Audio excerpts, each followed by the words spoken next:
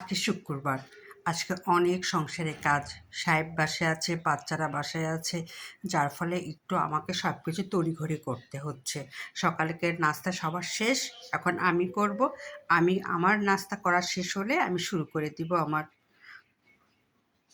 দুপুরের রান্না। কারণ আজকে জুম্মা মোবারক। শুক্রবার সবাই নামাজে যায়, নামাজ থেকে এসে তারা খেতে বসে।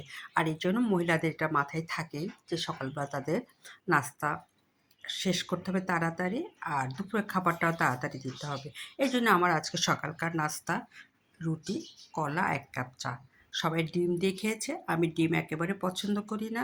এই জন্য আমি ডিম নিই নাই। আমার এই কলাটা থাকলে আর কিচ্ছু লাগে না। রুটি, কলা আমার খুব ফেভারিট নাস্তা। আমার রুটিটা আজকে বেশি ভালো হয়নি, কারণ তাড়াহুড়া করে সব কিছু করেছি শুক্রবার, যার ফলে রুটিটাও সুন্দর হয়নি। তাও আমার চলবে, যেহেতু আমরা মহিলারা আমাদের এটাই চলে।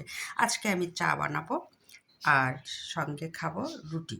এই দেখুন আমার চাটা আমি অলরেডি বানাচ্ছি। এটা শুধু আমি একা খাবো, আর সাহেবরা চা খাবে না, ওনারা বিকালের চা খায়। আমার সাহেব সকালে খুব কম চা খায়, আমার সাহেব বিকালে চা বেশি খায়। আর আমি আর মেয়ে খাবো, ওর জন্য রেখে দিলাম, ও একটু ঘুম থেকে ওঠেনি, যার ফলে আমি এখন চা খাবো আর একটা রুটি খাবো, কলা খাবো। আমার সকালের আজকে নাস্তা হলো একটা কলা, রুটি আর চা। চা দিয়ে কিন্তু রুটি খেতে অনেক মজা। আপনারা যদি কেউ চা দিয়ে রুটি খেয়ে থাকেন অবশ্যই কমেন্টস করে জানাবেন। আমি কিন্তু চা দিয়ে রুটি খেতেও পছন্দ করি। এখানেই রাখলাম, আল্লাহ হাফেজ।